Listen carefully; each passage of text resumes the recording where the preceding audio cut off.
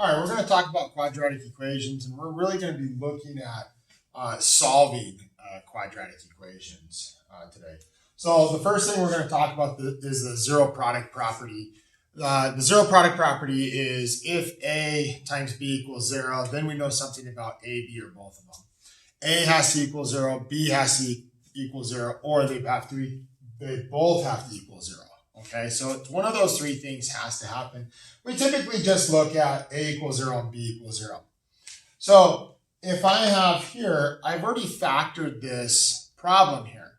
So when I'm going to solve it, what I'm going to do is I'm going to set each of those parentheses equal to 0 and solve for that value. So I end up with x minus 2 equals 0 and x minus 3 equals 0. So we're really looking at what zeroes out those equations. So I'm going to add 2, x equals 2. I'm going to add 3 to both sides, and x equals 3. So my answer here is x equals 2 and 3. So those are the values that is going to make that 0. Okay. Now, the next one is I'm going to be looking here. I'm going to look at kind of getting everything on one side, factoring if I can, because we went over that. In your book, it talks about, hey, set up a table and kind of use a guess and check method. I would much rather focus on the algebra behind it, okay? So I'm going to go ahead and subtract 2 and add 2x. So I'm going to add 2x, subtract 2. So I end up with 5x squared plus 32x plus 12 equals 0. So if you remember, I'm trying to find the factors of 5x squared and 12 that when I multiply them together and add them, I'm going to get 32. Okay?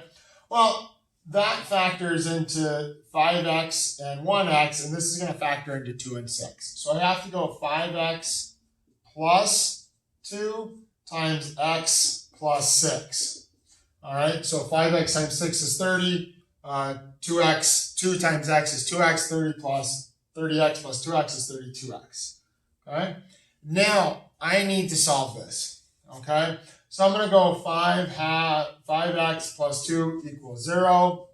X plus 6 equals 0. And now I'm going to kind of solve each individual equation. So I'm going to subtract 2 here. 5x equals negative 2. Divide by 5. X equals negative 2 fifths. And here I'm going to subtract 6. So I get x equals negative 6. So my answer here is negative 2 fifths and negative 6. Well, if you were to set this up on the table, I'm pretty sure you guys probably could get the negative 6. You're probably going to take a little bit more time getting the negative 2 fifths. You're going to have to do a little bit more work, a little bit more kind of guess and check.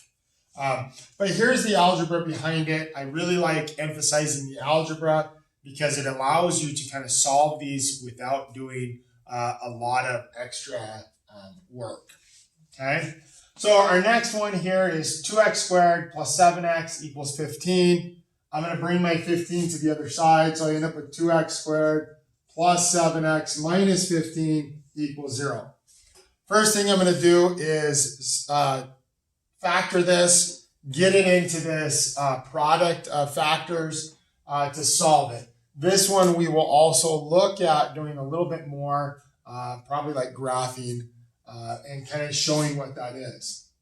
So when I factor this, okay, so now I have a positive 2x squared and a negative 15. So I'm going to actually find the product of my factors that subtract to give me a positive 7. So what that's going to be is 2x and positive 5, x and negative 3. And so when I solve this, I go 2x minus 3 equals 0. X plus 5 equals 0, so I subtract 5. I get x equals negative 5. Add my 3. 2x equals 3, or x equals 3 halves. So there's my two x values, right?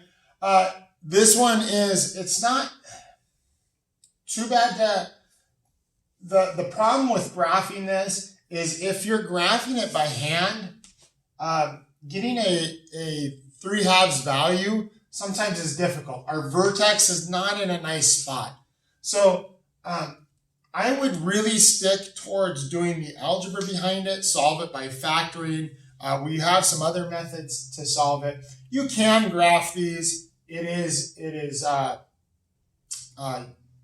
something that you can do. You could set up a table of values to solve them, but I prefer to look at the algebra behind them.